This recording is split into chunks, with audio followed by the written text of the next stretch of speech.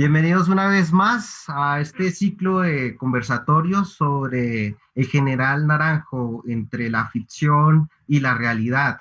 Hemos estado desde el día de ayer haciendo una serie de reflexiones al respecto y hoy continuamos en ese mismo ejercicio, las consecuencias de la distorsión de la memoria desde la televisión. Este programa es posible gracias a la Fundación Carlos Pizarro, al colectivo de abogados y al periódico Desde Abajo. El día de hoy tenemos unos invitados de lujo. Tenemos a Juan Manuel Galán, político, ex senador de la República, hijo de Luis Carlos Galán. A Omar Rincón, periodista, investigador y crítico de medios. A Vera Grave, antropóloga, política, fundadora del Observatorio para la Paz de Colombia.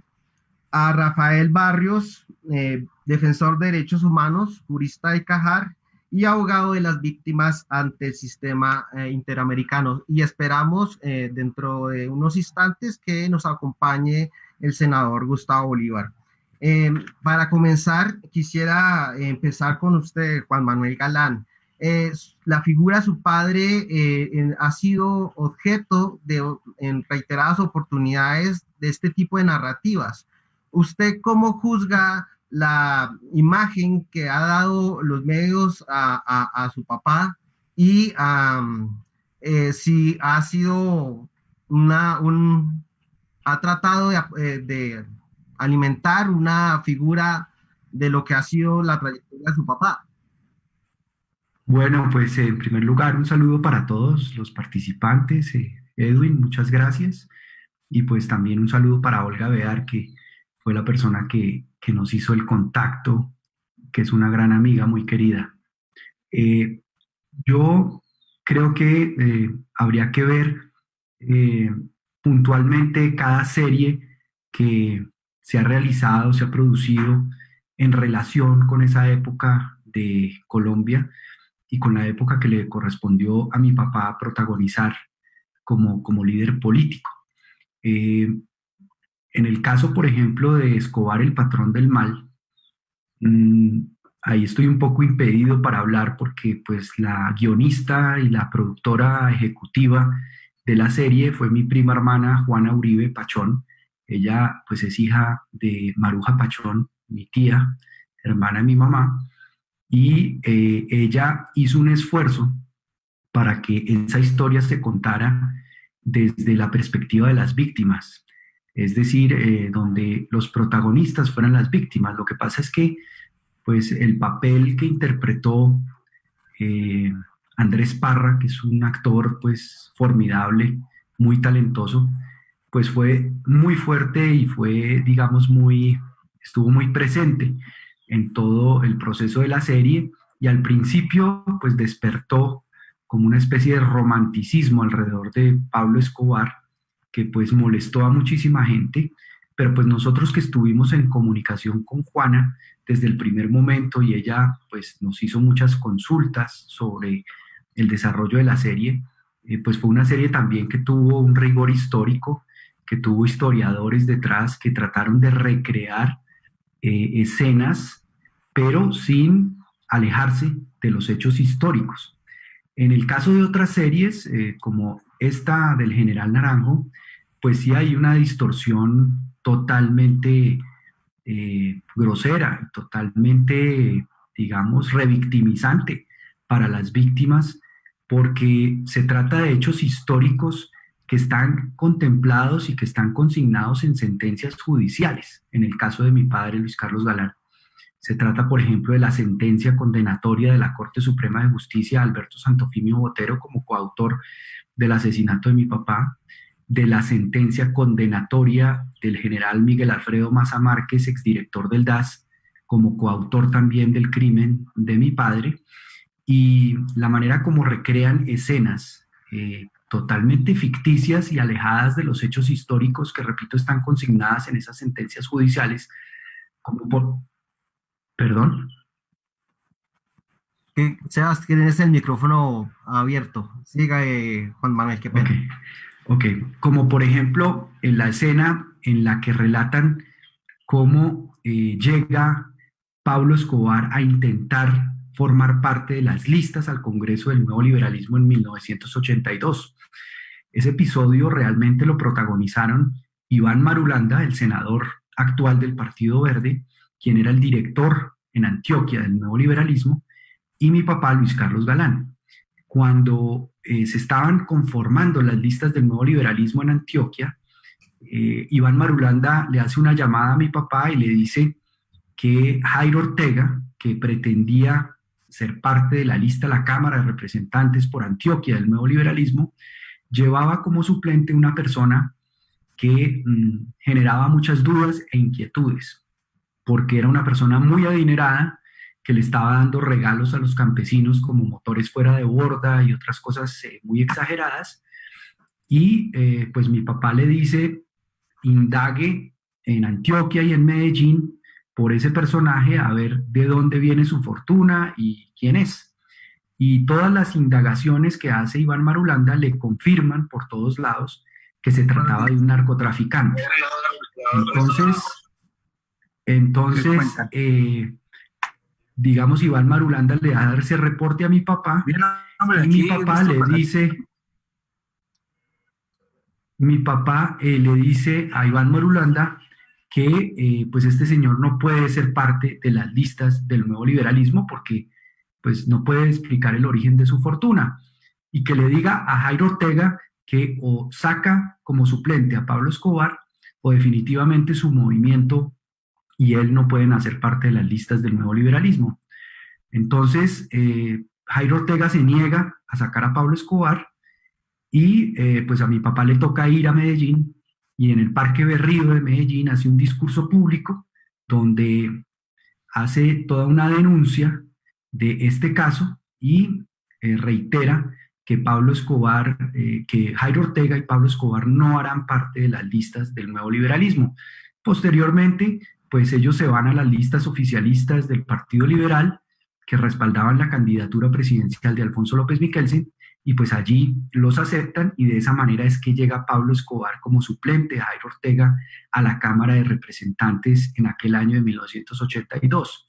Entonces, lo grave es que distorsionar este tipo de hechos históricos, de hacer revisionismo histórico con una época muy difícil, con muchas víctimas, con muchos asesinatos, le genera a uno indignación y le genera a uno inquietud, porque este país es un país con una memoria muy frágil, es un país que no ha escrito su historia, que no cultiva esa historia, y pues eso hace carrera en la opinión pública y luego pues se siente uno pues en unas dificultades porque eso le causa un problema también al proceso judicial que aún está abierto, porque se trata de un crimen de lesa humanidad. El nuevo liberalismo pues fue un movimiento político que desapareció no porque se quedara sin votos o porque sus dirigentes lo abandonaran, sino por acción directa del exterminio que sufrió más de 50 miembros del nuevo liberalismo, como lo sabe muy bien el senador Gustavo Bolívar, que fue miembro del nuevo liberalismo en esa época y trabajó muy de la mano con Enrique Parejo González, y en el Consejo Nacional Electoral, la audiencia que se hizo donde buscábamos recuperar la personería jurídica del nuevo liberalismo, él relató esos hechos junto con Iván Marulanda y junto con Juan Lozano. Y todas las versiones que ellos dieron, pues eran versiones absolutamente coherentes y concordantes de cómo alrededor de 50 militantes, dirigentes, concejales, exalcaldes del nuevo liberalismo fueron asesinados en la década del 80 en el Magdalena Medio, en Puerto Boyacá y en el Urabá antioqueño. Entonces, esa historia de exterminio, de violencia, pues es una historia que no se puede distorsionar, que no se puede tergiversar, y yo creo que una serie de televisión no puede escudarse en el argumento de la ficción para tergiversar hechos históricos. Es decir, yo nunca he visto una serie o una película, por ejemplo, sobre el holocausto judío perpetrado por los nazis en Alemania, donde escudados en la ficción, empiecen a contar otra historia completamente distinta. Puede ser una recreación, puede ser, pero el holocausto en sí, lo que ocurrió, pues nunca se ha negado y nunca se ha distorsionado en sus perpetradores. Entonces, esa, digamos, es la primera reacción que yo tengo frente a la serie puntual del General Naranjo, que la vi sus escenas y eso es lo que yo pienso. Precisamente para poder mirar con detalle la serie de General Naranjo, hemos preparado un corto donde es un diálogo entre Lara Bonilla y Luis Carlos Galán. Entonces vamos a verlo.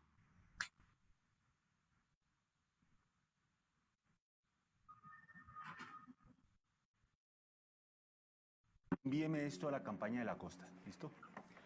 Caballeros, no veo ningún impedimento jurídico para que el señor Pablo Escobar no aspire a la Cámara de Representantes. Es lo que digo, Luis Carlos.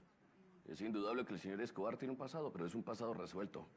Ningún juzgado lo reclama, no tiene cuentas pendientes con la justicia. Es cierto que el señor Escobar cometió errores en el pasado, pero mientras no tenga cuentas pendientes con la justicia, tiene todo el derecho a elegir y ser elegido. Pablo Escobar, el suplente de Dairo Correa. Me preocupa. ¿Por qué? Estamos apoyando a un tipo dudoso y muchos cuentos sobre Escobar. Yo estuve hablando con él y me pareció una persona inculta, pero decente. Alguien que tiene deseos de trabajar para el pueblo y cuenta con apoyo en Medellín. ¿Vamos a comprometer al Partido Cambio Liberal con un delincuente? Tenemos que ser prácticos, Rodrigo. El Partido Cambio Liberal es un partido nuevo. Necesitamos apoyo, rodearnos de gente, juntar fuerzas con los sectores inconformes. Entonces no se diga más. Mientras no hayan pruebas en contra de Escobar, seguimos adelante con él. Necesitamos ganar Antioquia. Señorita.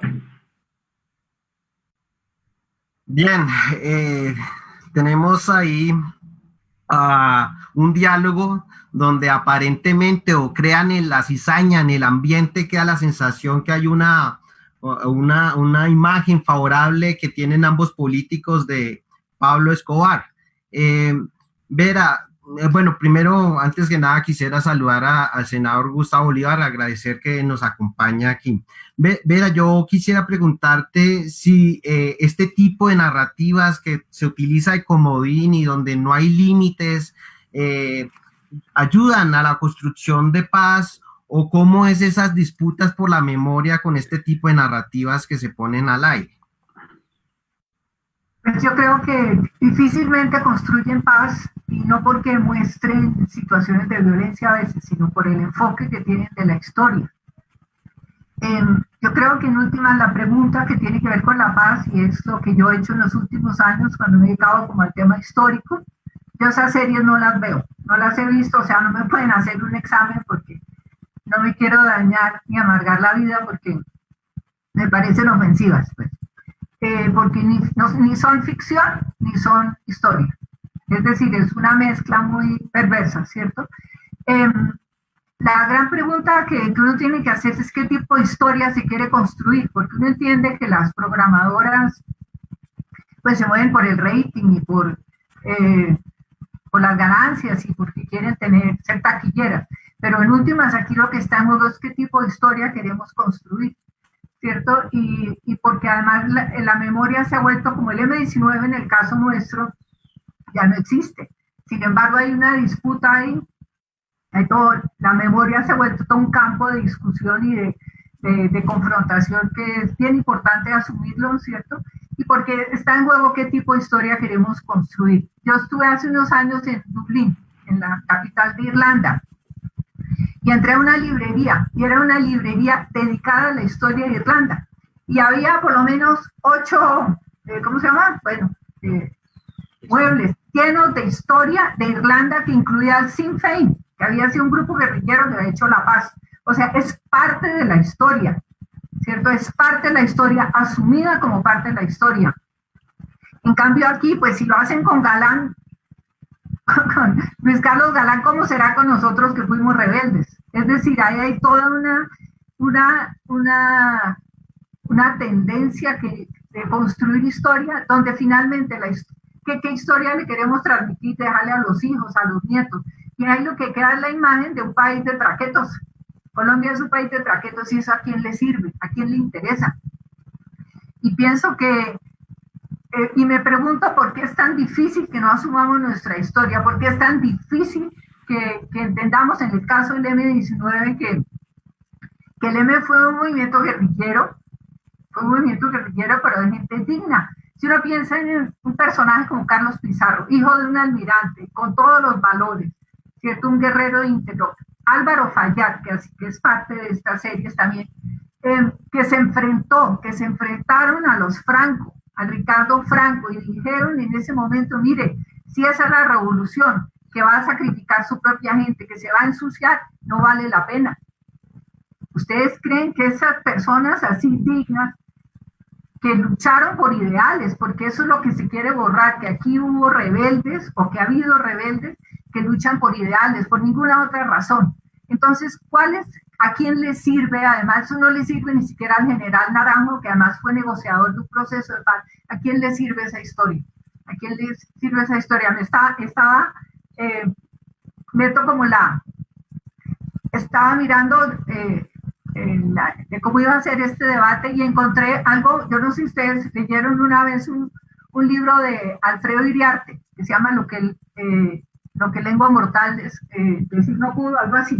Entonces él cuenta que Bolívar cuando está en Bucaramanga esperando la convención de Ocaña, y le escribe a su edecán en algo que se llaman los diarios de Bucaramanga, él dice que la voladura en pedazos de Ricardo en San Mateo no es verdad. Él lo dice. Es decir, que él murió de otra manera, murió en una retirada y no murió heroicamente en átomos volando, pero que él se lo inventó para animar la tropa. Y además Ricardo es el patrono de la Fuerza Aérea en Colombia, ¿cierto? Entonces uno dice, bueno, allá Bolívar hizo eso para animar la tropa, para levantar la moral. Pero yo digo, esta historia, ¿a quién le sirve? ¿A quién le sirve? ¿Dignifica al propio general Naranjo? ¿Dignifica a quién? Entonces creo que dignifica a Colombia. O sea, le sirve a Colombia una historia tan tergiversada, tan manipulada como esta, y en esa medida no le sirve a la paz. No sé, y además es una lógica, porque no es esta serie, es una serie, eso es todo una tendencia. Un poco a propósito de que Juan Manuel habló de los nazis, pues los nazis Goebbels tenía la teoría que a punto de decir mentiras uno generaba una verdad, y eso es lo que pasa con este tipo de narrativa, ¿cierto? Que van generando con la idea, así como se generó durante años la idea de que el M-19 se había tomado el palacio por orden de Pablo Escobar, es decir, el M-19 mandadero de los narcos, ¿cierto? ¿A quién le interesa decir esa mentira? ¿A quién le interesa? Entonces me parece simplemente para decir que si bien la historia es interpretación, si bien hay derecho a la ficción y eso, yo creo que hay hechos que no se pueden negar y hay gente, y a la gente hay que respetarla en su integridad. Una cosa es que uno no comparta, pero otra cosa es que uno busque endodar de esa manera la memoria, que no es la de las personas, es la de este país. Porque en últimas es la historia de este país la que está en juego, y qué historia es la que estamos contando. En esa pregunta que tú haces de a quién le sirve estos relatos, para qué se construyen o qué sentido tienen cuando se desvirtúa la memoria, cuando las víctimas son olvidadas, ¿dónde queda entonces la versión jurídica, Rafael? ¿Tú cómo percibes lo problemático que son estas narrativas?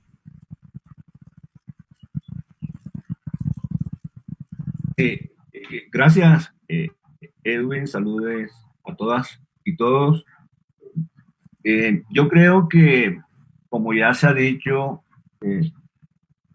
esto no tiene la serie sobre el general Naranjo nada que ver con la verdad judicial, no solo de este país, sino la verdad judicial internacional.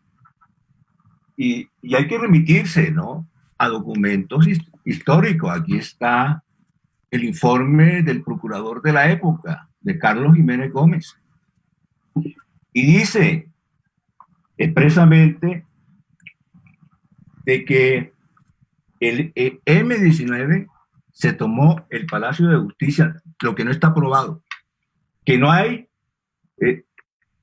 financiaciones, ¿no?, sobre el tema de armas, etcétera. De que fue a incendiar el Palacio de Justicia, tampoco lo dicen. ¿Sí? Entonces, de que tenía relación con los narcos, eso tampoco está probado. Y estamos hablando del año de 1986 en un informe ante el Congreso de la República.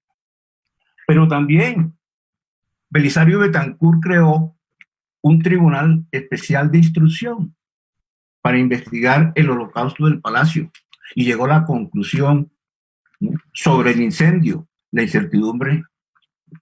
Pero cita además que el objetivo no era el del M-19 incendiar los expedientes, como falsamente se ha dicho, sino que el objetivo era hacerle un juicio al presidente de la República y dar un golpe de opinión. Entonces, eso es clarísimo. Ustedes dirán, bueno, ¿y qué otros documentos hay? Aquí está el informe de la Comisión de la Verdad, que si bien yo creo, y estamos hablando ya de 2010, que tiene una debilidad en el sentido de que a pesar de que está probado, porque cita un experticio del Instituto de Medicina Legal de la época, y ese experticio que retoma el juzgado 30 superior de la época, dice que el incendio del cuarto piso, porque hubo 3 incendios, uno en el sótano, tipo 12-1, otro en el auditorio primer piso que controlaban los militares de 5 a 6, y el tercero de 6 a 7 en el cuarto piso. Y ahí se dirigieron las armas del ejército. Los que estaban, porque el ejército controlaba los alrededores del palacio, la plaza de Bolívar, un tanque cascabel disparó contra el cuarto piso. Soldados que estaban en la parte de la calle 12 con octava dispararon hacia el cuarto piso. Francotiradores que estaban en la azotea y que veían los guerrilleros atrincherados con los escritorios y archivadores, etcétera, disparaban rocket contra el cuarto piso. Ese tipo de arma y los explosivos que pusieron originaron el incendio. Y también dice el comandante del cuerpo de bomberos, el general Gallardo, que el incendio fue provocado, y fue provocado por el Ejército Nacional. Entonces, no nos vengan a decir mentiras. Hay documentos oficiales que dicen eso y está probado.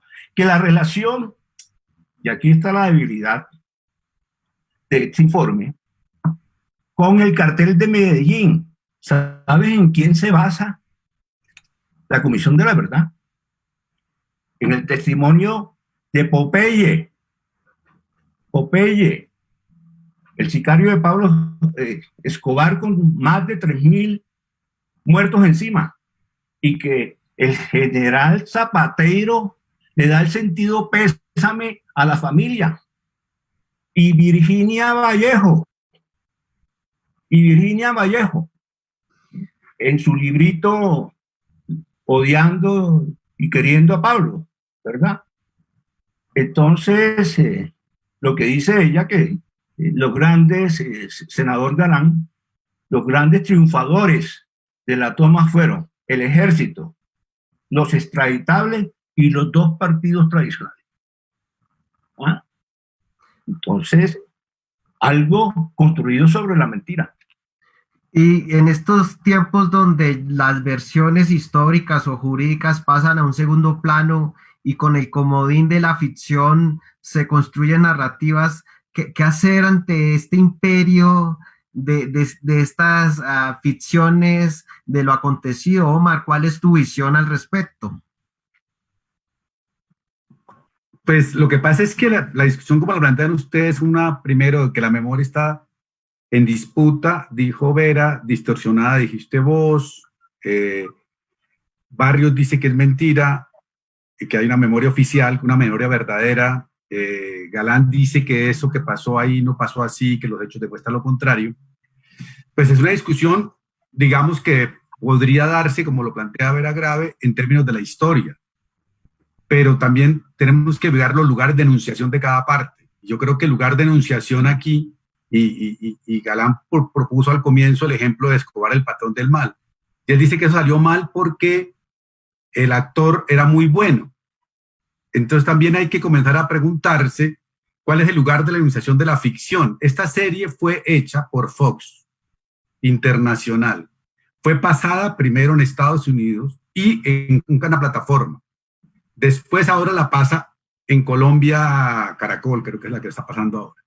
Entonces, ahí la pregunta es, si yo lo ubico desde ficción, desde relato, Colombia ha construido un formato único que se llama la bioepic o bionovela, donde hemos contado las historias, eso es únicamente casi que colombiano, contamos la historia de Diomedes Díaz, de Rafael Orozco, de Popeye, le dedicaron una serie completa a Popeye, a los Castaño, y en todas ha habido la misma discusión. Se deben evaluar como concepto de historia. Aquí está Gustavo Bolívar, él fue libretista de Tres Caínes, por ejemplo. Entonces es mucho chévere que ahora que entré le pregunto por eso, ¿cuál fue la versión de Tres Caínes? Que era una versión bioepic a favor de los Castaños. ¿Ves? Entonces cuando se ve esa perversión detrás del mal, como que hay un mal detrás, entonces toca decirle a Gustavo cómo le pagaron para que blanqueara la memoria de los Castaños, por ejemplo. Entonces lo que estoy diciendo yo es simplemente que habría que mirar dentro de la lógica que pasa. Por ejemplo, voy a decir dos cosas y concluyo, porque lo mío es totalmente de la ficción. Yo creo que Escobar, el patrón del mal, salió mal, a pesar de la intención buena de Camilo Cano y de Juana Uribe, porque el diseño narrativo desde el comienzo estaba mal. Porque dejaron al pobre Pablo durante 25 capítulos solo. Lo vimos niño, lo vimos joven, lo vimos comenzando a delinquir, lo vimos eso. Y cuando estaba en el capítulo 25, bueno, aparecieron unos inmamables que eran Galán y el otro a joderle la vida al pobre Pablo. Entonces no tuvieron una historia para cotejar. Hubiera sido distinto si el diseño narrativo ya de entrada plantea Pablo niño, Galán niño, y vamos mirando, y Garzón, y lo vamos mirando en colectivo, uno va tomando partido por uno o por otro. Pero cuando el capítulo 25 aparece uno a dañarle la historia. En este caso, de esta novela, el asunto narrativo está bien planteado, o sea, como serie está muy cercano a lo que son las sensibilidades colectivas. ¿Qué significa eso? En Colombia, el más bueno es el pobre. O sea, el pobre es bueno porque sí, narrativamente en televisión. Uno nunca puede hablar más de los pobres. El siguiente bueno después de los pobres puede ser, digamos, un agente de clase media. El siguiente bueno puede llegar a ser un narcotraficante. Y después del narcotraficante, el siguiente bueno es la policía, porque la gente tiene sus imaginarios. O sea, uno no puede presentar un policía bueno contra un narco. O sea, todas las novelas que han tratado de presentar a los narcos malos se van de rating para el carajo. El mexicano que presentaba al mexicano como una porquería, se fue para el carajo. Los Informantes, una novela que hizo Juana Uribe muy buena, se fue para el carajo. ¿Por qué? Porque técnicamente no está cercano a la sensibilidad colectiva del reconocimiento, la masa que ve televisión. Entonces, de alguna forma eso, entonces cuando presentan a Naranjo bueno, para poderlo presentar como bueno, te das cuenta que el malo no es solamente el narco, el malo es la misma policía. O sea, la policía es perversa, o sea, que Naranjo es un genio que nació y creció contra la policía y la corrupción de la policía, porque la policía no puede ser buena en ninguna telenovela. Entonces lo que estoy diciendo es, hay que mirar el lugar de enunciación, y ahí la discusión a mí me parece más en la discusión más a fondo planteada, que yo plantearía, cuando Vera plantea a quién le sirve esto, a mí es donde me da un poco la discusión que yo tenía con Caracol y ahora con esto, con RCN, es porque tú hablas con el presidente de Caracol RCN y dice, nosotros hicimos a Escobar el patrón del mal para educar a los colombianos, para demostrar que Escobar era muy mal. Lo que único que hicieron fue revivirlo y volverlo otra vez héroe. Ahora dicen, si les preguntan, no, nosotros presentamos el general Naranjo así para construir un héroe bueno en el país. La pregunta de fondo, ¿es de verdad que ustedes están queriendo hacer eso? ¿O lo que están haciendo simplemente es buscando una historia en donde, independiente del modelo de país que ustedes dicen, lo que están haciendo es un producto bastante bueno comercialmente? Entonces, a mí me ponen a evaluarla como comercial y como ficción, yo digo que es un producto bueno. La pregunta ética es para eso. Y termino con esto. Cuando, por ejemplo, Caracol hizo Sin Teta No Hay Paraíso, dijo que eso era educativo, que era para que las niñas en Colombia no se hicieran operaciones de silicona.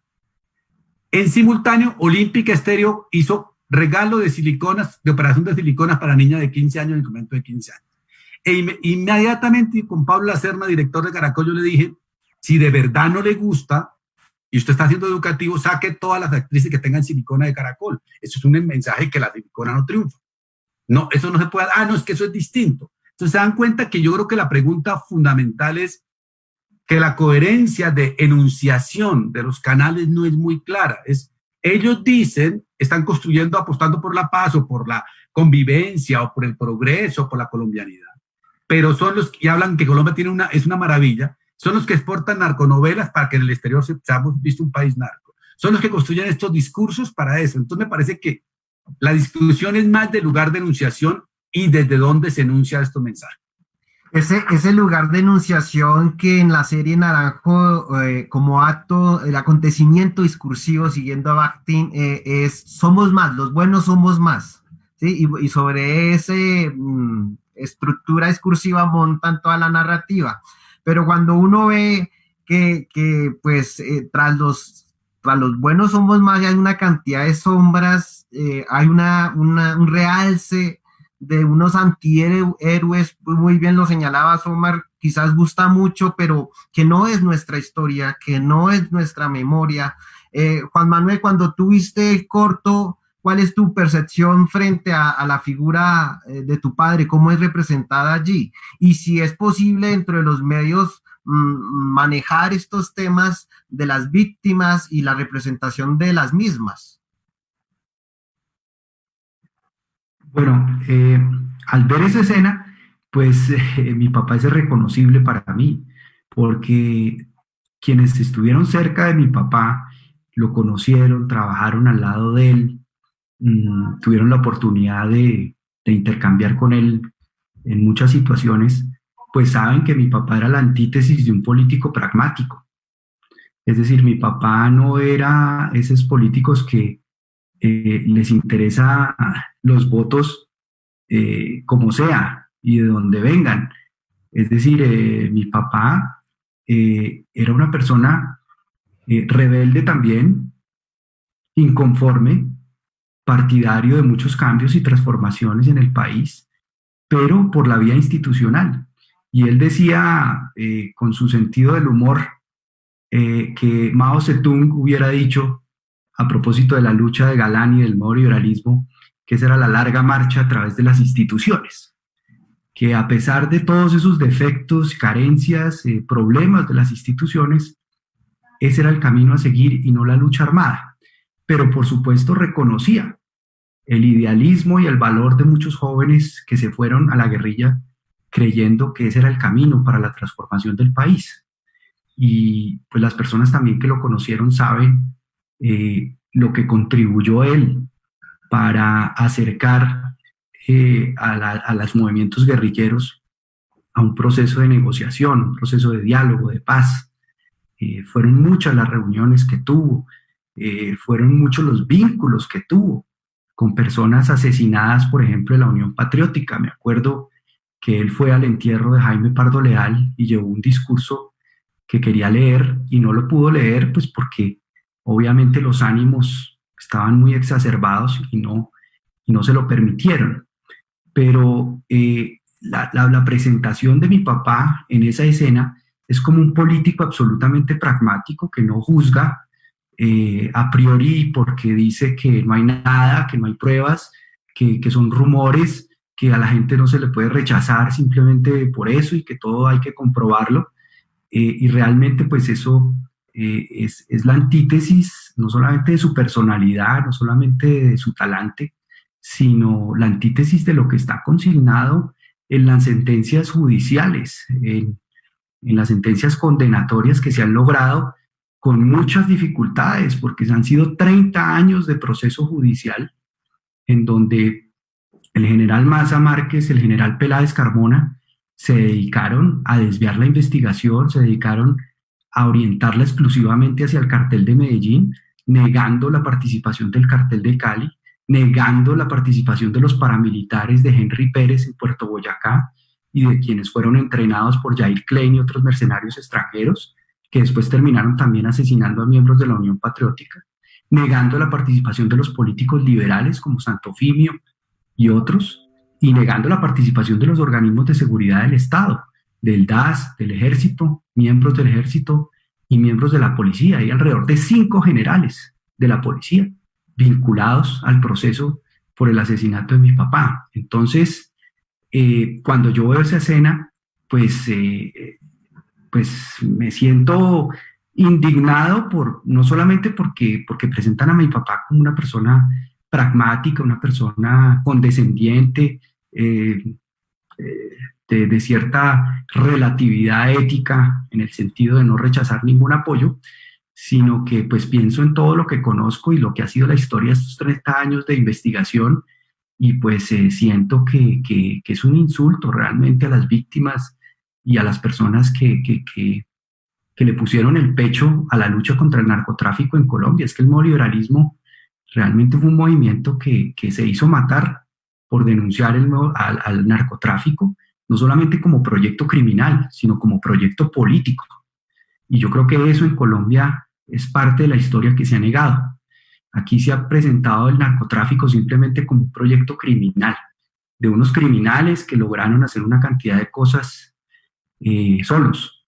Pero realmente el narcotráfico en Colombia ha sido un proyecto político, con control territorial y con control poblacional, infiltrando campañas políticas a todo nivel, teniendo fichas políticas en todos los niveles.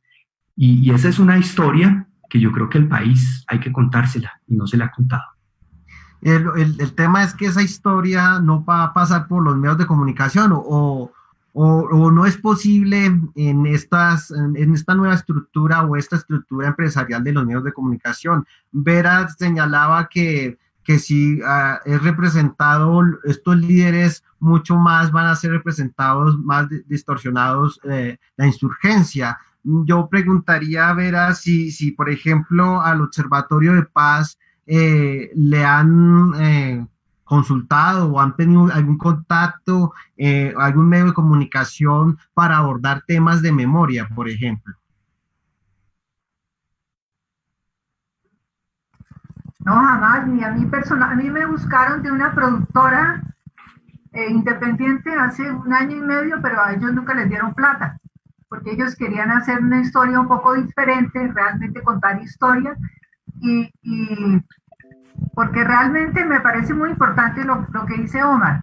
Es decir, se responde a unos imaginarios que existen, pero que en vez de desmontarlos y educar realmente a la gente con visión crítica, lo que hace es reforzarlos, porque interesa vender. ¿Y qué se vende? Pues lo que a la gente le gusta. Como la gente tiene esos niveles de educación que tiene, y hay tan poco sentido de la historia, y hay tan poco trabajo sobre la historia, pues eso vende. Y a eso entonces se le mete, que también me parece muy importante lo que dice Omar, el tema moral. Necesitamos héroes buenos, ¿sí? Y cuando uno le mete moralismo a las cosas, dejan de ser seres humanos que se mueven con sus complejidades, porque hay series históricas maravillosas que muestran personajes con contradicciones, con decisiones difíciles que tienen que tomar, con riesgos, con todo eso. Pero es que aquí se le mete a un imaginario, se le mete moralismo de los buenos y los malos y buenos se clasifican de acuerdo a lo que la gente quiere ver. Y supuestamente con eso se educa. Entonces, lo primero creo que sería, ¿qué sentido de historia tienen los medios? ¿Les interesa hacer historia o les interesa vender? Y eso es lo que es claro. Es decir, y que se pregunten, yo creo que las programadoras cuál es su responsabilidad con la educación de la gente, cuál es su responsabilidad con la historia y qué historia quieren que se cuente en este país.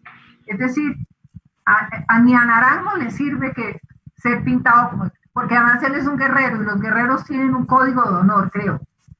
Entonces, de alguno dice cuál es, a quién le sirve, cuál es el código de ética que está detrás de eso. Y yo pienso que ahí lo que pasa también es que la historia tiene que complejizar, tiene que hacerse preguntas, ¿cierto? No, hasta los superhéroes que vemos de Marvel son complejos, ¿cierto? Pero aquí la historia hay que complejizar, hay que hacerse preguntas, y eso realmente, lo que dice Juan Manuel es importante. La historia del narcotráfico no se ha contado, tampoco se ha contado. ¿Por qué surge? Que no es tampoco un tema de buenos y malos, sino es todo un país involucrado en una cantidad de cosas, y yo creo que se requieren enfoques más complejos para que eduquen realmente. Yo creo que eso es muy importante, y a ver qué imaginarios queremos generar realmente, ¿cierto? Si unos héroes para seguir, o si realmente es hacernos preguntas como qué tipo de personas estamos construyendo y verdad si nos interesa la historia. A mí me trama mucho el tema de la pregunta por la historia, porque finalmente esa es nuestra identidad. Es la identidad. Nosotros todavía vivimos de la batalla de Boyacá, imagínense. Y la historia del siglo XIX, eso pasa ahí, son puras guerras civiles, y la del 20 ni existe. Una vez Pecó, Daniel Pecó dijo que en Colombia ni siquiera había historia, porque el tema de la violencia era tan cíclico y repetitivo que ni siquiera construíamos historia. Entonces hay que construir la historia, y los medios podrían ser muy importantes para construir historia, y podría ser divertido. ¿Qué quien dice que tiene que dejar mostrar personajes históricos y contar historias de una manera diferente? Ese es el reto que tiene. Y no con la recetica de qué es lo que vende. Entonces yo creo que ahí hay un reto inmenso de pensarse las cosas de otra manera.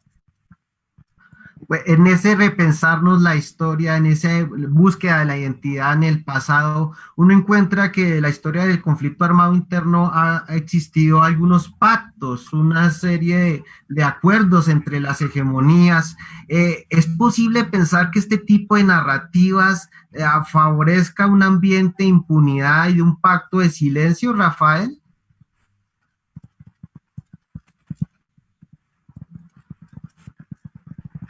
Rafael, activa tu micrófono, por favor.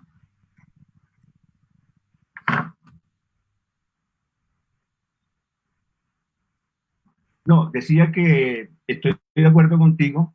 Este libro sobre el pacto del silencio, pues hace un recuento de los pactos que han existido en nuestro país, y llegando a lo ocurrido en el Palacio de Justicia. Ahí operó un pacto de silencio. Las víctimas de la cafetería del Palacio de Justicia, los visitantes ocasionales, magistrados, que fueron víctimas de desapariciones forzadas y ejecuciones, tuvieron que luchar por décadas para que se abriera una investigación seria y responsable. Y se logró, y yo tengo que hacer claridad también que los medios de comunicación cumplieron un papel importante, porque filmaron, y ese es el documento clave, y ahí se ven cómo salen las personas de cafetería. Pero eso, material gráfico, documental, fue recogido por los militares y se mantuvo oculto. Excepto eso, sí hubo un pacto del silencio del gobierno nacional de la época, presidente Belisario Betancourt, quien asumió ante todos los colombianos la responsabilidad de los hechos y dijo que lo había seguido paso a paso. Los militares que destruyeron pruebas y parte de la rama judicial que fue cómplice, parte. Y se mantuvo ese pacto entre ellos por muchos años, que empezamos a deshilar, desgranar. La toma del Palacio de Justicia fue una toma anunciada. Se sabía desde mediados del año 85 que el MC iba a tomar el Palacio de Justicia. Por otro lado, estaban los magistrados, tanto de la Corte Suprema como del Consejo de Estado, amenazados. Unos por los procesos de extradición que tenían en sus manos y otros porque condenaron Consejo de Estado a la nación por las torturas, por los crímenes cometidos por el ejército. Torturas, desapariciones, ejecuciones. Y eso los molestaba. Y la Corte Suprema, porque tenía una posición independiente sobre el tema de no juzgar la penal militar a civiles, entre otros. Y por eso diseñaron un esquema de protección al Palacio de Justicia. Y hay un informe de la Policía Nacional sobre eso. Pero 2, 3 días antes quitaron esa protección y dejaron entrar al comando del M-19. Facilitaron la entrada. Es lo que llama la Comisión de la Verdad la teoría de la ratonera. Los dejaron entrar y luego aplicaron tierra arrasada. Y están los testimonios de los magistrados que dicen que no iban a proteger la vida de nadie. Y esa teoría la recoge la sentencia de la Corte Interamericana de Derechos Humanos. Juan Manuel ha hablado reiteradamente de decisiones judiciales. Mi libro se basa en decisiones judiciales. Yo no tengo nada de la imaginación, ¿no? Yo no le tuerzo el pescuezo a la historia. Son documentos oficiales en que se basa. Y también se basó la Corte Interamericana en decisiones internas de los jueces internas. El Consejo de Estado, ¿cuántas condenas contra la nación tiene por haber el ejército facilitado la entrada de los guerrilleros, por quitar la vigilancia? Consúltelas. Y hay una condena de la Corte Suprema de Justicia, donde contra el general Arias Cabrales, 35 años. Y ahí está la historia. Entonces, aquí lo que hablan son decisiones judiciales. Yo soy un intermediario de eso, pero lo que hace esa serie es precisamente voltear la verdad, hablar de su verdad, pero no de la verdad real. Estaríamos hablando de lo que hoy en día se llama la posverdad, como esta narrativa que se quiere imponer de verdad. Omar, ¿es posible construir entretenimiento o narrativa? Es un poco lo que le hace a Vera de tomar elementos de la historia para, desde un formato del melodrama, poder contar eso acontecido. Yo creo que es posible, pero nadie queda contento, siempre alguien queda descontento. Si ustedes miran aquí lo que estamos viendo, Rafael quiere una versión, Juan Manuel quiere otra versión y Vera quiere otra versión. Si entrara Gustavo, quisiera otra versión. Ni por el noticiero podemos tener eso. Según Rafael, la verdad es judicial y no más. Es la única verdad que existe, la única historia. Y yo no estoy de acuerdo, yo no creo que la verdad, el mundo se agote en eso. Creo que el problema es que no hay una historia y hay una verdad. O sea, es que el problema que seguimos insistiendo es que queremos hacer una historia oficiosa o oficial y entonces negamos la otra historia. Yo creo que, por ejemplo, lo que sí se necesitan es a expandir el nivel de verdad, ese nivel de historia. A mí me parece que, por ejemplo, nos merecemos una serie sobre Juan Manuel Galán, donde haya la otra versión. Nos merecemos una historia desde una cantidad de gente que ha participado en la historia de Colombia y queremos una de Pizarro, una de estas. O sea, que necesitamos expandir los relatos. No es que porque a mí que me digan que alguien se pueda decir que esa es la única historia, y en eso Vera, que es más experta, es complicada, porque la historia es un juego de ficciones, es desde dónde la viviste, cómo la viviste, dónde está enunciado.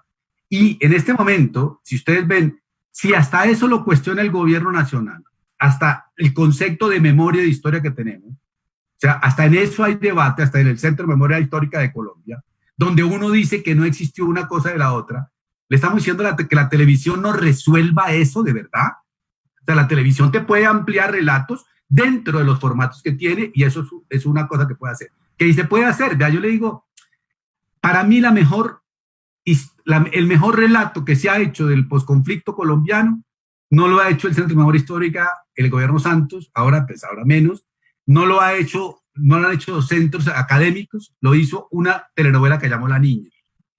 Es la que mejor ha podido relatar qué es el posconflicto. Y ahí no se jugaba con una verdad, se jugaba con múltiples verdades. La verdad de la policía, la verdad del ejército, la verdad de la niña reinsertada, la verdad de esto. Entonces me parece a mí que realmente si a mí me nombran en un comité de decir cuál es la historia única de Colombia o la verdad única de Colombia, yo no participo. O sea, no creo que haya una verdad única. Y la de la televisión, las de las telenovelas, otra. Una cosa que eso lo acepto como relato. La justicia es otra versión de eso. Pero lo otro que yo digo, porque si nos quedamos con la justicia, Uribe en este momento es inocente. Chao. La verdad es esa. Judicialmente el tipo es un puro transparente. ¿Bien? Entonces, si nos quedamos con la verdad judicial, entonces lo que yo creo es que hay que ampliar. Ahora, la pregunta para mí sí es más que volvámonos arriba. Los entes de poder, en este caso Caracol o RCN, ¿por qué no son transparentes y ponen en público desde dónde quieren enunciar el país que quieren? Salen en una campaña diciendo queremos apostar por una Colombia espectacular, y ahora vea Popeye. O sea, a ver, ahí hay un problema complicado de bipolaridad, por lo menos. Entonces me parece que la pregunta siempre la echamos al lado de abajo, y lástima que yo quiero escuchar a Gustavo, porque Gustavo entra y se va, pero Gustavo tiene la versión que necesitamos, porque él ahora es súper crítico de todo esto, pero fue libretista de Los Tres Caínes, y quisiera ver qué puede decir frente a la dignificación de los Castaños, por ejemplo. Vera quiere intervenir, pero antes sí, yo también tengo la misma inquietud, porque además nosotros conocemos ya los productos en circulación, pero desconocemos los procesos de fabricación de esos productos, o cómo es que se juega, cómo se cambian los libretos, cómo se sugieren personajes, cómo se crean las escenas, que ese proceso es el que desconocemos como audiencias, y sería muy interesante en lo posible que se pueda conectar Gustavo para escucharlo, pero Vera quería intervenir. Solo cortico, o sea, yo creo que la historia son muchas historias, y eso es interesante, la historia de las mujeres, la historia de las víctimas, la historia oficial, la historia compleja y todas las tendencias históricas que hay. Por supuesto, eso es real, y por eso se trata de complejizar, porque si las cosas se vuelven esquema, pues ahí es donde muere la historia. La historia nos sirve para comprendernos mejor, ¿sí? No para juzgarnos siquiera, sino para comprendernos mejor. Y esa es la tarea. Y por eso creo pero una cosa es eso y otra cosa es falsear las cosas. Porque así como la historia es interpretación, la historia es una mirada y una lectura, hay hechos y hay cosas que sucedieron que se pueden interpretar, pero hay hechos que son hechos, que no los puedes falsear. O sea, tú no le puedes poner a un tipo como Álvaro Fayad algo que él no es, no da para eso. A un tipo como Carlos Pizarro no los puedes poner en ese esquema porque no responde a la realidad.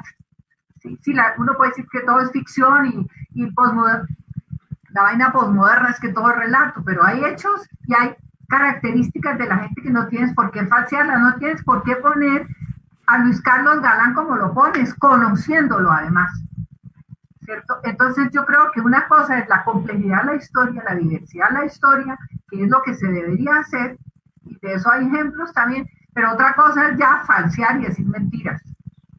Es cierto. Eso simplemente va a decir eso.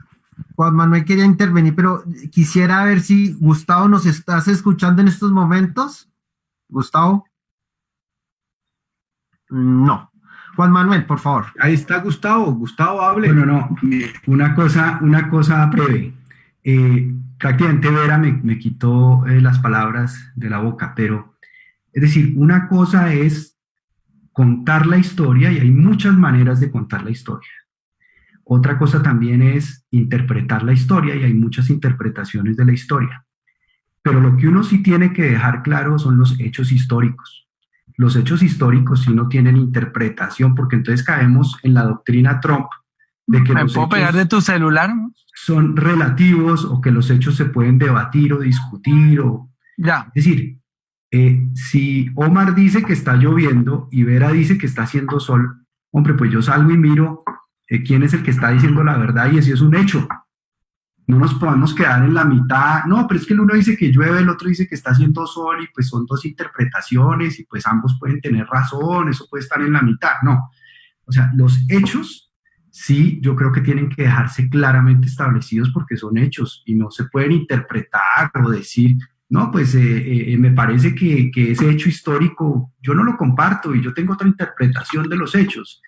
En ese sentido yo sí creo que uno tiene que ser riguroso, como dice Vera, en que hay cosas que son hechos históricos que no se pueden relativizar y que no se pueden reinterpretar o revisar, y menos con el paso de los años, porque con el paso de los años obviamente la memoria se desvanece, la memoria va desapareciendo y reconstruir la historia es muy complicada desde los hechos cuando el tiempo va pasando. Es que ustedes no se imaginan lo que fue la labor, diría yo, titánica de reconstruir esa investigación de 30 años del crimen de mi papá, después de que se murieron todos los autores materiales, los testigos los asesinaron, es decir, lo que costó en héroes anónimos en la fiscalía, no estoy hablando del fiscal general ni del procurador general, sino de mandos medios en la procuraduría y en la fiscalía que le pusieron el pecho sacrificando su propia vida, la tranquilidad de su familia, de ellos, para sacar adelante esas investigaciones. Entonces yo sí creo que en eso sí hay que hacer una clara distinción y establecer una línea entre lo que son los hechos históricos y lo que son las maneras de contar la historia o de interpretar la historia. Quizás aquí estoy, si de pronto, ¿ya me escuchan? Sí, ahora sí te escuchamos perfectamente. Quizás el tema de la memoria es la disputa de versiones frente a lo acontecido, pero estábamos ansiosos de escucharte, Gustavo, era frente, tú que has estado tras la construcción de narrativas, entre ellas los 3 Caínes que en su momento causaron una gran polémica y movilizaron a un conjunto de la población a protestar. Queríamos entender cómo se construyen estas narrativas, cómo es ese procedimiento para construir personajes, hiperbolizarlos algunos, ocultar otros, construir escenas. Tú que ya ha pasado tiempo desde la producción de 3 Caínes, ¿cómo valoras ese procedimiento? Bueno, mira, es que hay 2 tipos de enfoques en la televisión, y uno es el periodístico y otro es el de la ficción. El periodístico, pues aquí está Juan Manuel y está Omar Rincón, que vieron tal vez esa serie en el año 99, a los 10 años de la muerte de Luis Carlos Galán, pues porque conocía de cerca el proceso. Lo primero que hice en televisión fue un programa que se llamaba Unidad Investigativa. Como era un periodístico, yo ahí no me puedo poner a inventar. Yo tenía que ser clarísimo en que un periodístico es un periodístico. Tengo que ceñirme a una verdad, a una realidad, a unas entrevistas, a unos puntos de vista. Cuando no hay un fallo, entonces entrevisto al uno y al otro, etcétera. Y lo primero que hice fue la serie de Luis Carlos Galán. Incluso me fui a Soacha, entrevisté a una cantidad de gente que después resultó implicada. Reconstruimos tanto los hechos que yo usé para la producción la misma tarima donde le dispararon, donde estuvo parado Luis Carlos Galán y desde donde le dispararon, el mismo carro donde él estaba haciendo ese recorrido hacia la plaza de Soacha. El mismo locutor que existía, ¿no? Ojalá exista todavía, en esa época estaba, el que le levanta la mano a Luis Carlos Galán, él vive, etcétera. Hicimos todo ese recorrido y eso, digamos que salió bien. Cuando uno se mete a ficción, ahí vienen los problemas, porque ya, digamos, entra a imperar es la visión de unos investigadores, porque uno, digamos, los escritores tenemos unos investigadores y a ellos le llegan a uno con una información. Y entonces uno tiene que conciliar eso. No sabemos hay mucho caso sui judice en Colombia, que eso es lo que se presta para estas malas interpretaciones. Aquí hay muchos casos sui judice. Entonces, ¿por qué todos salimos a darle retweet a Matarife? Yo entre ellos, Matarife, sí, Matarife, genocida, asesino, criminal. Pero cuando es al otro lado, entonces, no, un momentico, que ese no era criminal, no era asesino, no tal. Pues porque esa es la histeria que vive Colombia. Entonces, todos Matarife. Yo creo que muchos de los que estamos acá hemos retuiteado Matarife. Y hasta donde yo sé, Luis, que Álvaro Uribe no tiene una sola condena, como decía Ortica Rincón. ¿Y es por qué? Porque esa es la histeria, eso es lo que se vive, esa es la polarización, esa es el estado de cosas. Ahora, sí es muy delicado ponerse uno a poner diálogos en personas que ya no viven, porque pues uno dice, escucha, ¿quién es el testigo de esto? O sea, uno como escritor tienes que empezar a crear un perfil psicológico, un perfil histórico del personaje, y sobre ese perfil uno se inventa unos diálogos, ojo la palabra, inventa, ¿por qué? Porque toca inventarlos, es una serie de ficción y por eso los canales ponen al comienzo un avisito ahí, que es lo que los blinda, supongo yo, que dice, los hechos aquí narrados no obedecen totalmente a la realidad, etcétera. No estoy diciendo que eso esté bien o que esté mal, estoy explicando qué es lo que pasa. Entonces, cuando hago Galán, todo el mundo aplaude. Después hice una serie de los 3 ministros que fueron avaliados por la mafia, que fueron Rodrigo Lara, Enrique Parejo y Lou Murter, entonces todo el mundo aplausos. Después yo creo que hice hasta un programa El robo de la espada de Bolívar, y después hice Los 3 Caínes y me cayó todo el mundo aplastantemente, y yo hoy no tengo que mostrarle a nadie pues que soy una persona que está del lado de las víctimas, que es una persona que ha dado la lucha, estoy amenazado por todos lados por defender esto, que soy de izquierda, etcétera, pero en ese momento cuando yo escribo 3 Caínes es lo que me llegó a las manos, era la investigación que tenía y era lo que tenía que plasmar. Yo no puedo sesgar, yo no puedo perder la objetividad y decir no, estos tipos eran buenos, eran malos, no, era lo que en ese momento había, que era un tipo paramilitar pura sangre como Carlos Castaño, antisubversivo y tal, otro narcotraficante que era Fidel, y uno por ahí en la sombra que era Vicente, que también era narcotraficante. Y eso fue lo que conté. Ahora, yo no, desde el mismo título que uno dice 3 Caínes, pues estaba diciendo que son 3 hermanos que se matan entre sí y que son malos. Y mostré las masacres, incluso la serie termina con una marcha que hay hasta la finca de Cadena, donde el tipo le entregaba a las víctimas a los cocodrilos y los bajaba de un lazo, toda esa cosa. Hice muchas cosas que la gente no dio tiempo a que la serie madurara y mostrar, digamos, yo mostré la génesis y ya me crucificaron, pero no dejaron que hubiera un desarrollo para ver para dónde iba la serie. Pues y en lo de Naranja, sí. Lo que se cuestiona aquí es si a veces los diálogos, los personajes son decisiones propiamente libretista o hay una mala leche en las productoras de utilizar personajes, enaltecer otros o no. No. La productora no se mete. Digamos, cuando uno presenta un proyecto, ellos o lo venden, lo compran o lo dejan. Pero, por ejemplo, yo, incluso esto fue por RCN, muy fácil, podría decir yo hoy, RCN me llamó y me dijo, cuidado con Álvaro Uribe, no lo trate mal, o eso. Nunca pasó eso. Nunca pasó, ellos no se meten. Al contrario, le entregan a uno un documento que se llama indemnidad, donde le dicen a uno, todo lo que usted escriba ahí es responsabilidad suya, el canal queda indemne, la productora queda indemne de lo que usted diga. Y uno firma eso, digamos, las demandas ya recaen sobre el escritor. El problema es que el escritor de Naranjo, desafortunadamente, que era amigo y que era, creo, no sé, eso sí lo saben ustedes más que yo, que era Luis González, que fue muy cercano al M19, o no sé si estuvo en el M19. Y Luis, desafortunadamente, murió, creo que fue el año pasado. Entonces, no sabemos por qué escribió esto. Pudo haber sido porque estaba convencido, pudo haber sido porque ligereza, pudo haber sido, no, o sea, especular acá no vale la pena. Pero lo que sí es cierto es que ni la programadora ni el canal nunca se meten en esos contenidos. O lo compran o no lo compran. Entonces, si ven que esto está muy loco, o digamos yo estoy haciéndole apología, digamos que yo en vez de 3 Caínes hubiera escrito Petro, la serie, y yo estoy diciendo, no, Petro, y me dicen, no la compro, punto. Y viceversa. Entonces, ¿la compran o no la compran? Pero ellos, me consta, yo lo digo, no sé si a otro libretista lo habrán presionado algún día, a mí nunca, Nunca, yo fui siempre muy libre para escribir y nunca ni RCN, ni Caracol, ni Telemundo, ni Fox, bueno, las cadenas donde he trabajado, jamás se han metido en un contenido. Yo tengo que ser real con eso. No sé si los demás quieren intervenir a partir de lo que ha señalado Gustavo. ¿Alguien quiere intervenir? No, pues yo simplemente no sé si se oye, ahí no sé. Sí. No sé si está cortado o no, pero si me oyen, porque los veo parados, creo que me parece yo. No Sí sé lo si escuchamos. el que está parado. Sí me escuchan, listo. No, digamos con y obvio diría hay que hacer otras versiones sobre los castaños para ver la dimensión de cada elemento.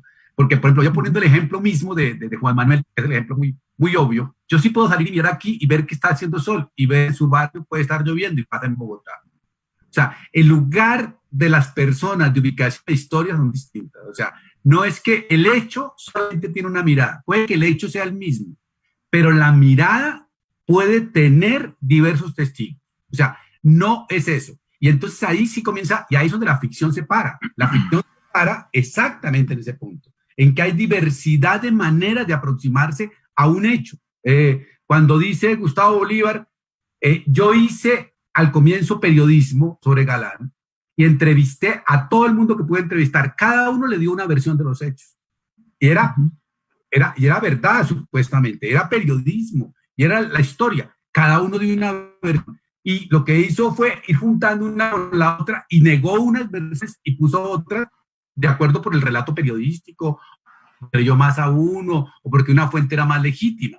Pero entonces me parece que hoy en día, y en esto el papel de Barrios y de políticos como Juan Manuel Galán son muy importantes, digo, el problema para mí preocupante hoy es cómo ya, ahí sí podemos discutir los hechos, como por ejemplo el senador Uribe nunca contesta a los hechos sino a los adjetivos, tanto a la justicia como al periodismo. O sea, se convierte en una guerra de adjetivos. El concepto de memoria se convirtió en una guerra de adjetivos. O sea, yo no veo a nadie discutiendo de hechos en este país. Todos la pasamos discutiendo de adjetivos. Y ahí es el problema.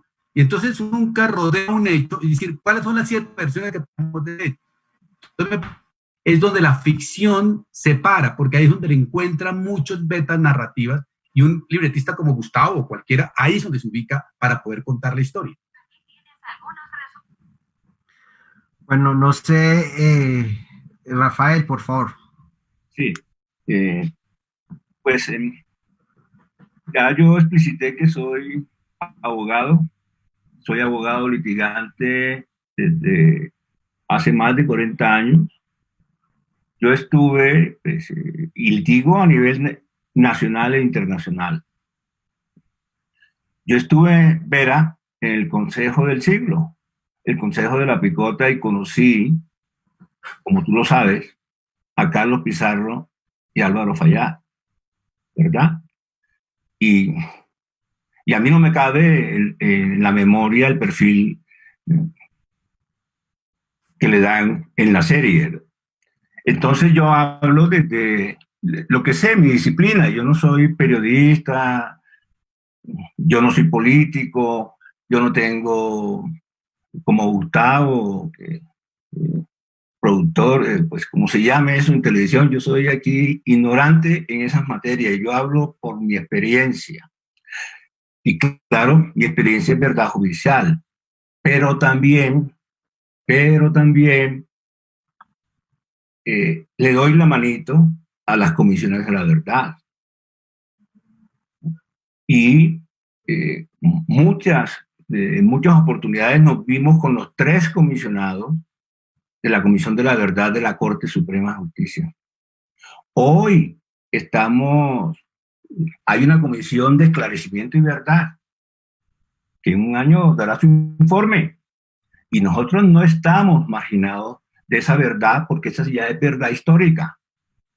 Y ellos verán cómo la arman, ¿cierto? Y se apoyarán en una parte en lo nuestro, ¿sí? En el granito de arena que nosotros aportamos desde nuestro litigio, desde nuestra experiencia. Aquí hay en esta mesa un grupo interdisciplinario, afortunadamente, ¿no? Y estamos hablando de algo que para mí es nuevo, como lo explicó Gustavo Bolívar, ¿no?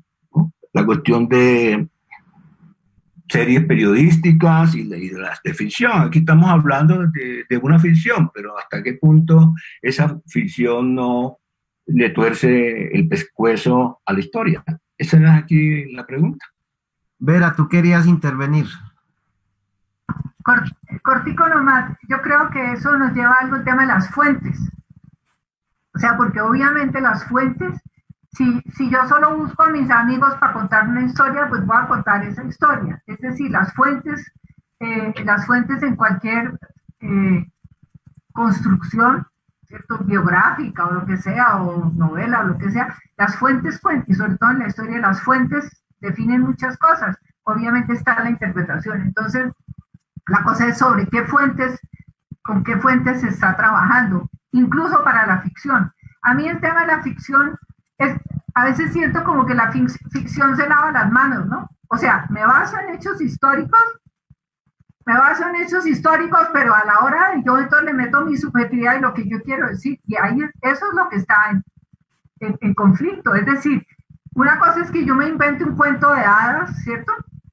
Me invento una historia absolutamente de ciencia ficción, eso es una cosa, pero si yo hago una ficción sobre hechos históricos, yo tengo que mirar fuentes y tengo que ver, es cierto, en qué me paro, pero no me puedo parar de cualquier manera, porque entonces, porque no es cualquier ficción de la que estamos hablando, no estamos hablando de los superhéroes de Marvel, ¿cierto? No estamos hablando de Blancanieves, estamos hablando de una historia que donde dice, como decían ahora, ¿cómo dicen? Cualquier parecido con no. Bueno, la realidad es pura coincidencia. Sí, pura coincidencia, imagínense. Pero todo lo que hacen es hablar desde personajes históricos. Entonces, esa mezcla de la ficción sobre la historia, yo creo que exige un nivel de responsabilidad altísimo. No se puede hacer de cualquier manera. Tiene que respetar los hechos, tiene que respetar a los personajes, tiene que saber interpretarlos. Tiene que tener amplias y complejas fuentes, no lo puede hacer de cualquier manera, porque pasan estos adefesios que salen que finalmente no le sirven a nadie, no le sirven ni siquiera al héroe que quieren presentar, porque es un héroe que está falseado.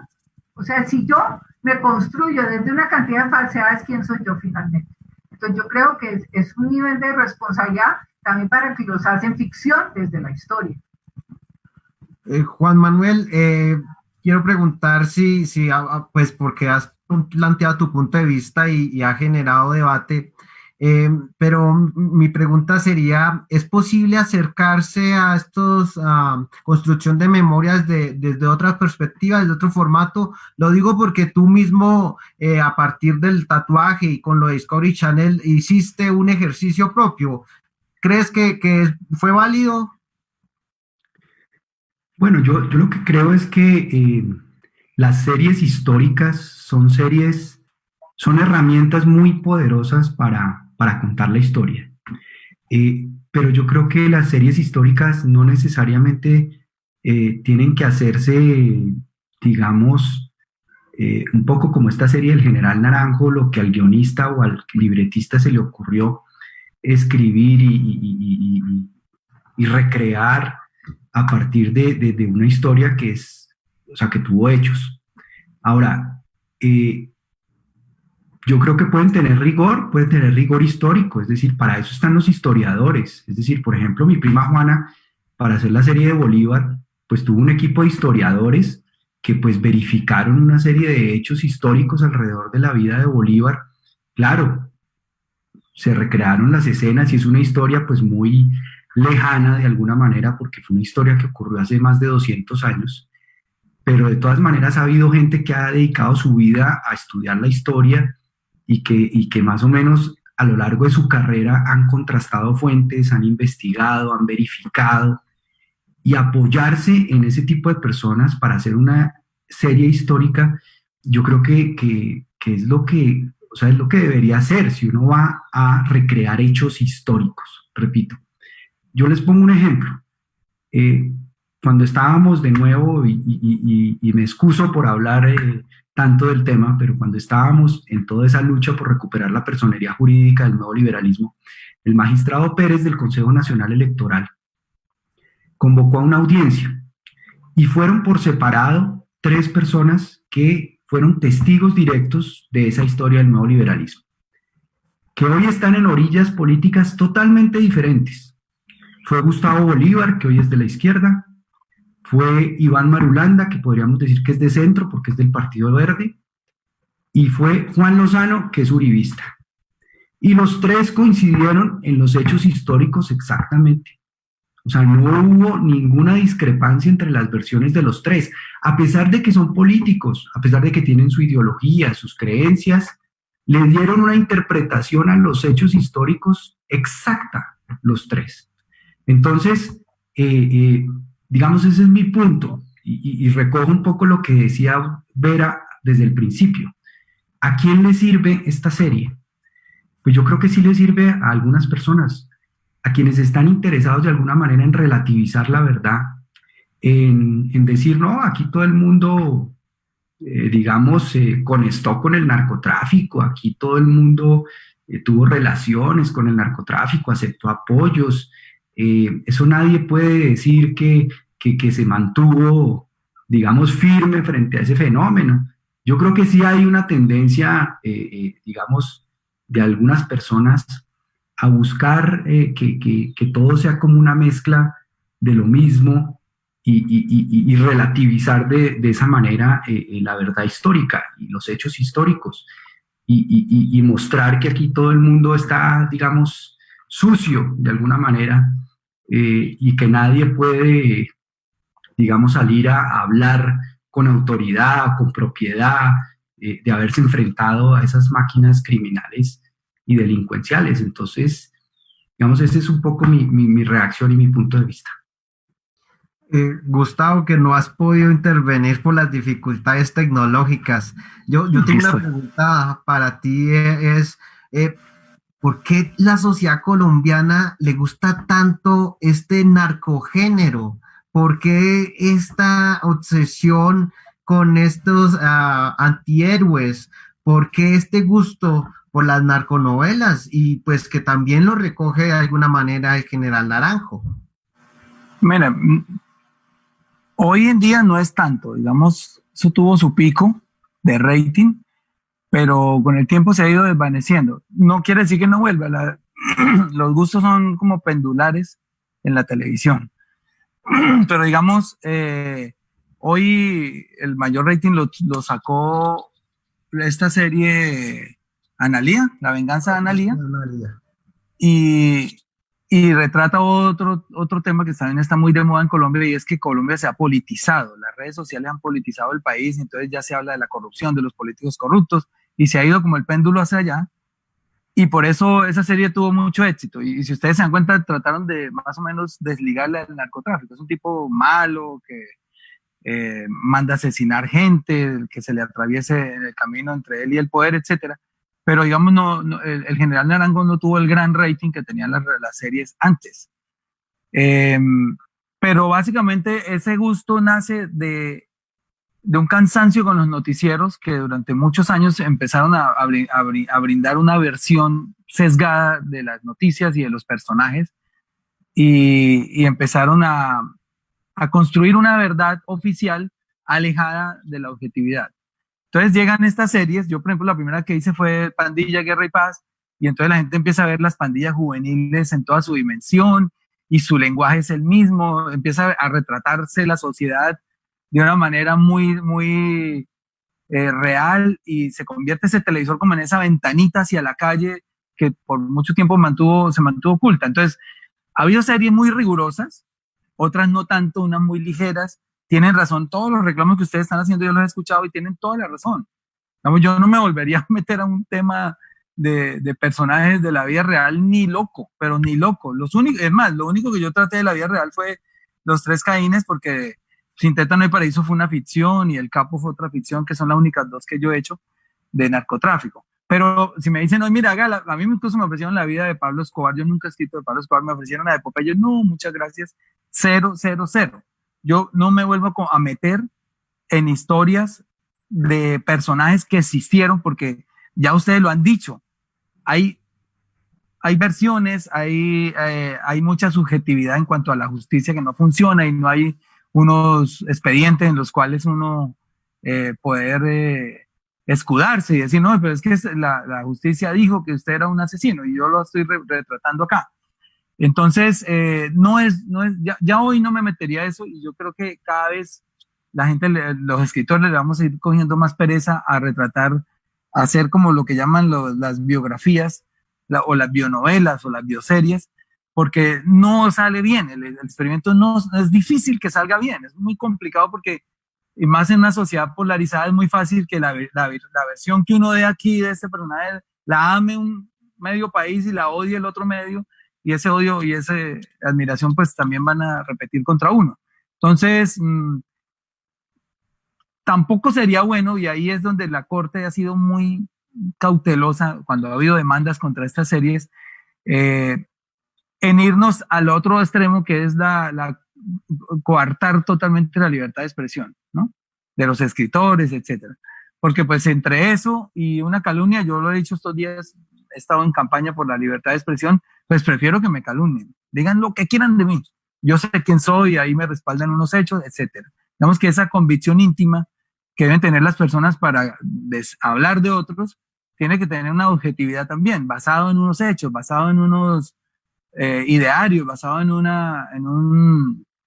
en notas de prensa, en comentarios, o sea, no lo puede inventar uno tampoco. Y entonces, lo que digan de nosotros está bien.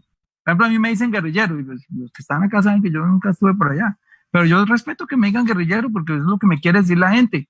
Entre hacer una ley para que no me digan guerrillero y que la gente se exprese, yo prefiero que la gente se exprese, pero 1000 veces. Yo creo que es pilar de la democracia que conservemos esa libertad de expresión. Ahora, si uno se ve afectado, pues para eso están las instancias judiciales, porque tampoco es que tengamos libertad de decir lo que nos dé la gana, no. Están las instancias judiciales, pero la Corte va seguramente a respetar la libertad de expresión cuando hay elementos objetivos en esa convicción íntima. No sabemos el escritor Luis González qué convicción tenía en el momento de escribirla, ni lo vamos a saber ya.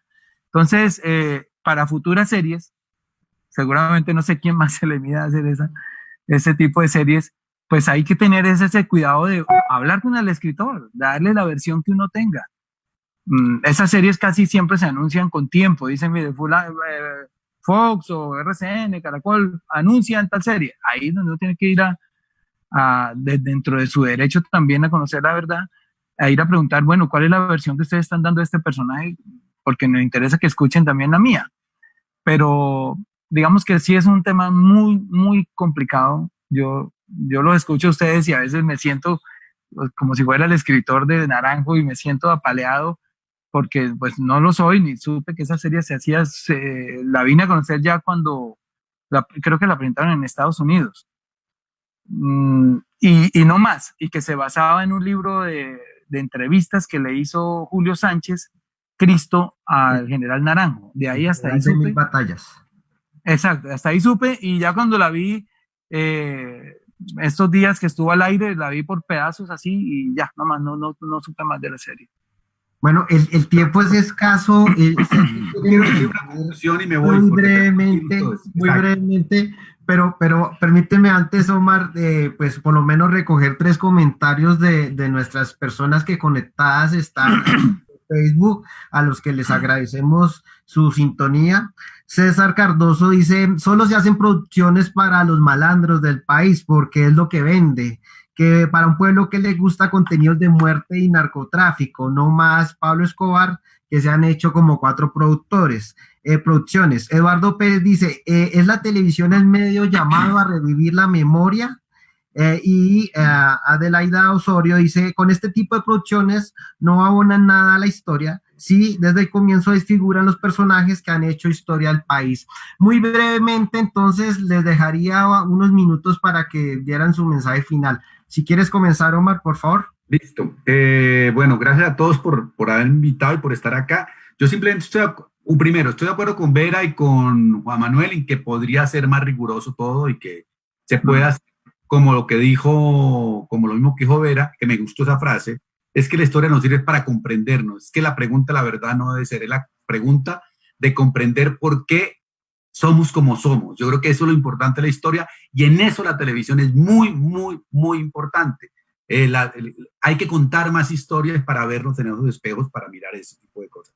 La segunda es, en este caso, pues estamos hablando del caso de Naranjo, pero si fuéramos a la bionovela de Diomedes, también dijo una discusión, si vamos a la de Rafael Orozco, en todos los casos que se ha hecho bionovelas, pues ahí está discusión. La conclusión que yo digo es que si González estuviera vivo, él estaría feliz por una razón, él le encantaba mucho el melodrama popular, ¿cierto, Gustavo? Y entonces nadie quedó contento, vean. Naranjo no está contento.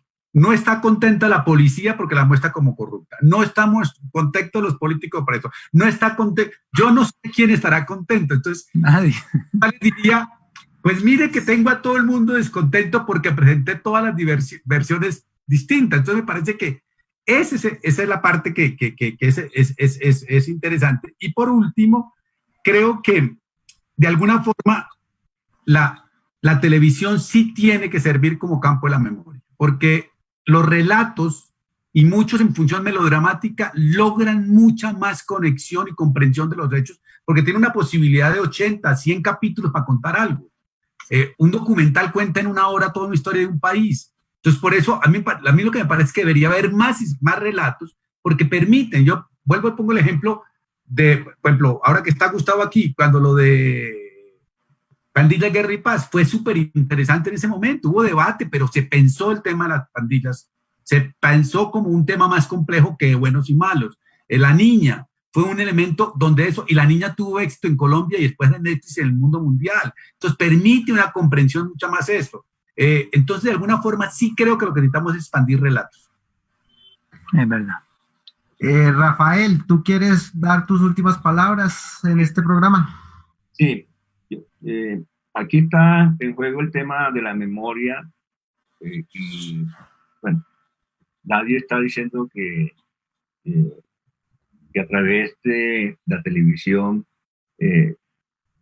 no se haga, pero también Gustavo se refería a los escritores.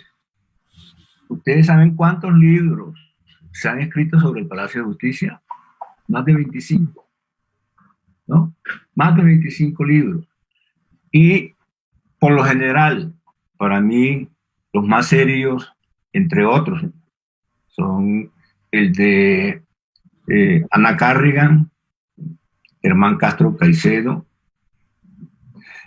Y la mayoría de esos autores han consultado con nosotros las fuentes judiciales, ¿cierto?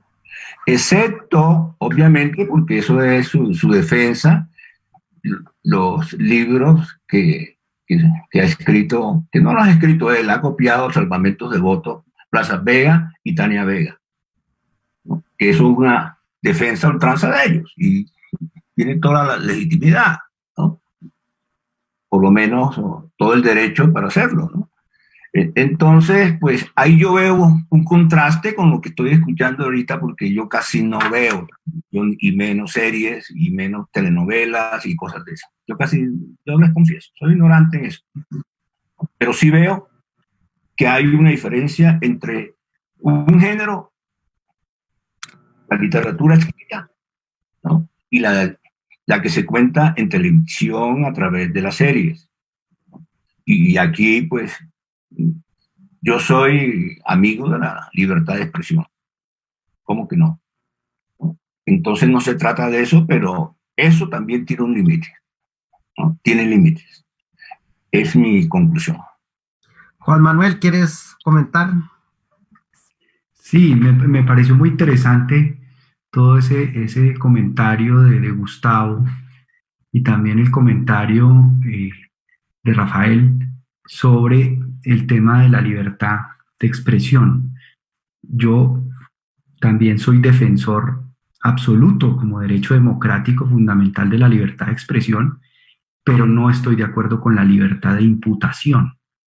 Es decir, yo puedo insultar a Gustavo, por ejemplo, de decirle lo que sea, un insulto. Y es mi opinión y se me da la gana insultarlo. Pero si yo digo que es un asesino, que es un corrupto, pues le estoy imputando un delito.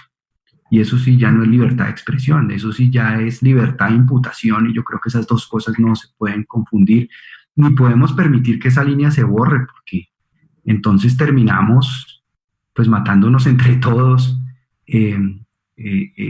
por ese camino. Ahora, yo creo que lo que nos ha pasado a los colombianos, es mi impresión, es que con la historia tenemos como lo del síndrome del espejo, ¿no?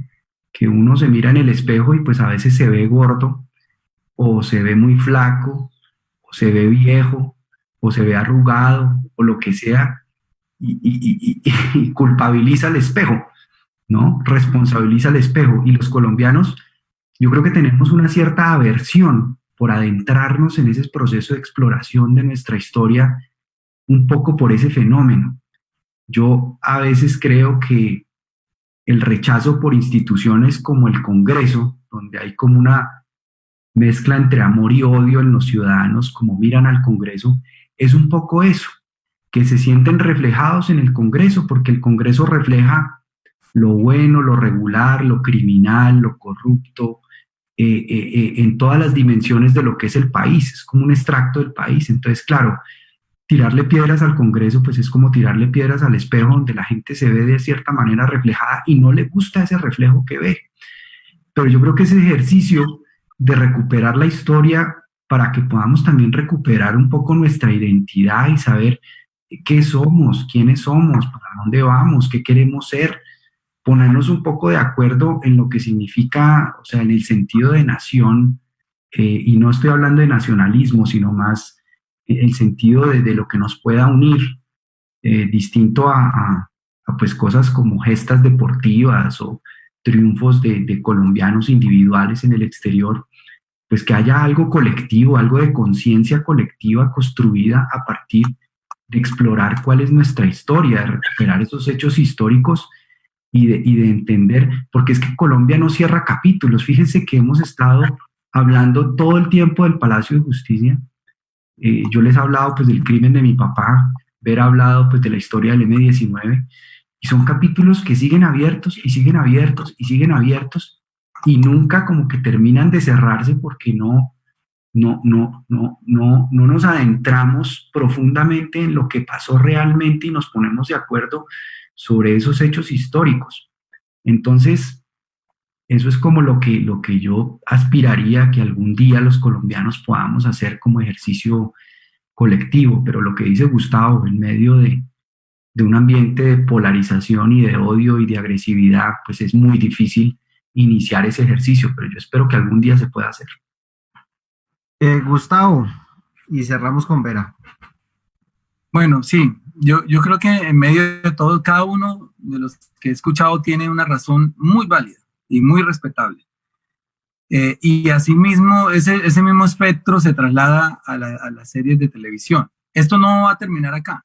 Digamos que con esta discusión no se van a terminar las series de televisión, pero ni se van a regular, porque como bien lo dijo Juan Manuel, digamos, estamos ante una corte garantista que le está apostando a la libertad de expresión y está incluso fallando diariamente cientos de tutelas en contra de las personas que instauran su derecho al buen nombre, su derecho a la libertad de expresión, exactamente. Y entonces lo que vemos es que eso tiene que haber es una autorregulación. Estos programas, por ejemplo, como el que estamos haciendo hoy acá, y estos reclamos hacen que los escritores nos autorregulemos. Por ejemplo, cuando yo tuve toda esa carga crítica de los Tres Caínes, hizo que yo no volviera a hacer historias de esas. Otros seguramente van a decir, miércoles, hay que tomar esto con más rigor, ¿no? Y yo creo que este sí es el camino. Vamos a hacer esto con más rigor, vamos a ocultar la verdad de este lado y la verdad de este otro. Voy a irme por una convicción mía, pero más estudiada. Y esto, si no lo hicieran, es mejor que lo hagamos a que no lo hicieran. Porque, por ejemplo, si ustedes no reclaman, los interesados en los que se ven afectados, en su verdad histórica con esta serie, si no reclaman, si no hacen este foro, pues seguramente pues los escritores hacia el futuro pues van a ser también de alguna manera menos rigurosos. Pero esto que este ejercicio que estamos haciendo nos hace autorregularnos, que yo creo que ese es el camino de la civilización, autorregularnos en este caso, porque el camino de la censura sí no deberíamos explorarlo, por ningún motivo, porque si lo que sí sé es que puede haber equivocaciones, pero yo conozco más o menos el gremio y pues, yo creo que Omar también lo conoce, y no hay mala fe, digamos, en los escritores, no es que me voy a ir a cagar a Pizarro o me voy a cagar a aquel otro. No conozco. Es más, si nos vamos a eso, el gremio de los escritores, casi por antonomasia, el arte está más tirado hacia el progresismo que hacia la derecha. Entonces yo no conozco ni siquiera escritores de derecha. Se puede equivocar uno, lo admito, y bueno, pues uno no ofrece disculpas, etc. Pero el camino con estos reclamos es a que las futuras generaciones de escritores o las que hay hoy se autorregulen y sepan que cuando van a tratar temas de biografías, pues no podemos ser tan ligeros, tenemos que irnos a los diferentes relatos, y eso obviamente él va a elegir un camino, y ese camino es de su convicción íntima, pero ya va a estar mucho más motivado, más argumentado, que si lo hiciéramos así como lo hacemos actualmente, que es que la televisión es un medio rápido, donde el libreto hay que entregarlo al otro día, se para la producción, digamos que no hay tiempo de pensar como en el cine. Tú puedes planear una película con 6 meses, hacer un guión en 6 meses, a veces un año, pero acá es un guión diario. Estoy hablando de escribir 50 páginas en un día. Eso es una cosa frenética. En una semana estoy haciendo 250 páginas, entonces ¿qué camino me queda? Inventar diálogos y escribir para cumplir la cuota, para no parar la producción, para no quebrar al productor, etc. Entonces, pidamos, digamos que lo que sí hay que pedir es eso, más rigor, hago mea culpa en las veces que lo haya hecho mal, pero si hay más rigor, seguramente no va a suceder esto que estamos haciendo hoy, ¿no? Quejas, reclamos muy justos sobre la tergiversación, la desfiguración de un personaje, etc. Eso es lo que yo diría. Muchas gracias. Por favor, Vera, por favor. Pues yo creo que hay un historiador que se pregunta si podemos mejorar la historia. O sea, nosotros no podemos cambiar los hechos, ¿cierto? No podemos revivir a los muertos, no podemos borrar las batallas, no podemos cambiar los hechos, pero sí podemos contribuir a mejores lecturas de la historia. Y creo que en eso los medios de comunicación masiva tienen una responsabilidad inmensa, porque la gente, los libros, se pueden escribir libros. Yo escribí un libro así de gordo, 800 páginas sobre el M, pero eso no lo lee nadie. Pero estas series o las películas sí las ve la gente. Y por eso es mayor la responsabilidad, pero también la posibilidad. Yo creo que el reto que tienen las programadoras o quienes hacen eso es cranearse unos formatos distintos que respondan a una visión histórica diferente, que le hagan justicia a la verdad, que sean divertidos y que den billete. Claro, también hay películas, yo no sé, hay películas retaquilleras que dan un montón de plata y son bien hechas, pero el tema aquí es que yo no creo que tenga que ser ni aburrido ni la virtud ni nada de eso. La historia da muchas posibilidades y creo que ese es el lenguaje hoy de la historia, porque los libros de historia son importantes, pero obviamente no se leen con la misma nivel de acogida que tiene este tipo de posibilidades audiovisuales, que es el lenguaje hoy. Entonces yo creo que es más bien un llamado a los medios a que pongan pilas y traten de explorar unos modos diferentes, incluso de ficción, pero una ficción que sea realmente un poco más, dimensione las cosas de otra manera. Y me parece muy importante este debate que se haya abierto, y yo agradezco mucho a quienes abrieron, los familiares, sobre todo de personas afectadas, que abrieron este debate y lo plantearon, y yo espero que eso tenga resonancia también en las productoras y quienes tienen ahí una responsabilidad. Gracias. No, pues agradecemos a nuestros invitados y a ustedes por la sintonía, y los esperamos mañana a las 4 de la tarde con el programa de narrativas, verdades judiciales y verdad histórica. contaremos con José Antequera, con Mario Ortegón, María José Pizarro y Raúl Rosero, que es el compositor de la serie Naranjo. A nuestros invitados, de verdad, muchas gracias por la disposición, por el tiempo, por sus aportes, y nos veremos el día de mañana. Muchas gracias. Bueno, Gracias. Hasta luego. Gracias.